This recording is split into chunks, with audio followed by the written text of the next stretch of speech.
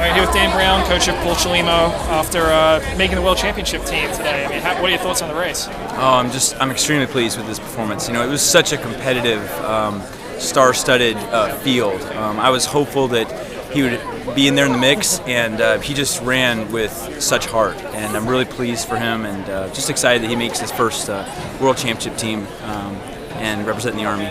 Yeah, I mean, were you surprised the Browne guys just took off? I mean, were you surprised with how the race went out? You know, it was hard to tell. You know, I thought the race could go any number of ways. Obviously, they decided to just go hard from the beginning. You know, Paul did a great job of positioning himself well, and he ran tough. And then when the race got really tough, and that 2/3 of the way through, he ran with so much heart. I'm just so pleased with him.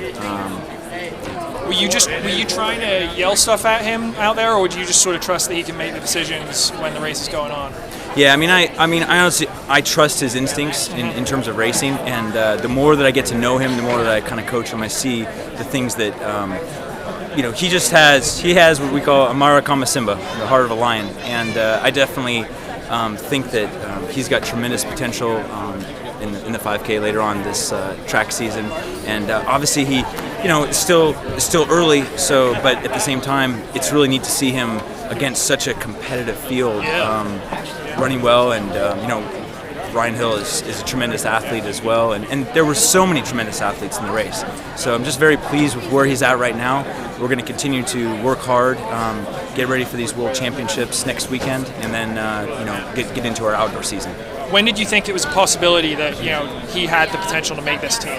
Well, it just in that last 3 laps, to me, it was just clear that he started to make a very strong move and was going by people. He wasn't sort of falling back. He was moving forward, which is always a great thing to see, and against such tremendous competitors too. That was so amazing. And he ran patient, he ran disciplined, and he ran Armstrong, man. I mean, that's all I can say. And so I'm very pleased for him, and I am excited to be helping him for next weekend at the Worlds. Sure, but in terms of his fitness, level, when did you think he had the sort of fitness level and I guess kick to make it onto a team? At what point in his training the last few months? Yeah, well, I mean, honestly, our last race was that 1,500 meters at the House of Track a while back, and so we haven't raced since then. So a little bit unknown. His workouts have been going well. I definitely felt like he was fit and ready. With the field of this magnitude in terms of the names that were out there and just the times that everyone's run, I knew it would have to have a PR level race, and he did that. He did it in the most important race of the season. So I'm very pleased for him. That shows a lot of character and a lot of courage and fortitude. Was there a workout in particular that sort of keyed you in that he was in very good shape that you'd done maybe in the last month or so?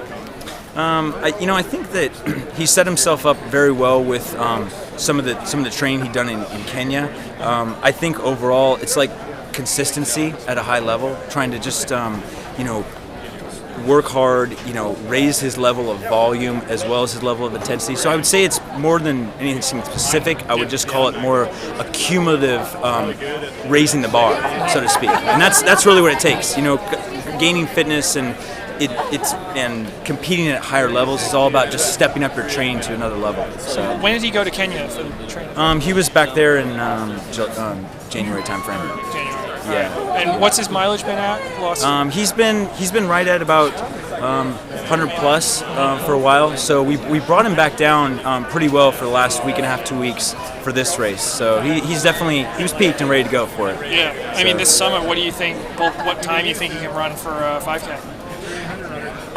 Well, obviously, he just ran himself a really great 3K PR. So, I mean, I think, to be honest with you, I think the sky's the limit for him. My focus is going to be just to get him into the right environments. And I think that if he's competing with those guys who are 13 low, I'd love to put him in that ballpark. I think the more important thing is to stay healthy and keep training hard. Yeah. So Galen was running this race. You did the 10K marathon double in Athens. He is trying to do that this year. Could you imagine piling a 3K indoors on top of that? That was a really tough thing to try. I really respect him for giving that effort because this is his hometown, and I know it just Yeah, that was tough. I mean, he ran a tremendous marathon last month, and this kind of a race, the way that it went out, it made it very tough. But he's going to have a great outdoor season, and I'm sure things will go very well for him later on this year. So I think this will probably motivate him, and he'll be inspired to continue on and everything. Yeah, what did you learn from trying the double in 2004, and I guess what advice would you pass on to him? Well, I think it's a hard thing to kind of train for both the 10K and the marathon. There's a little bit of give and takes on either side. I think I was a little bit more prepared for the 10K, where I got 12th. And in the marathon, some of the specific marathon training I might not have gotten completely dialed in. Yeah. So I think at the end of the day, Alberto and Galen will just sit down and figure out where that balance is, how they can strike that balance. I mean, Galen is a much better 10K runner than I ever was. So he, I think naturally he'll do better.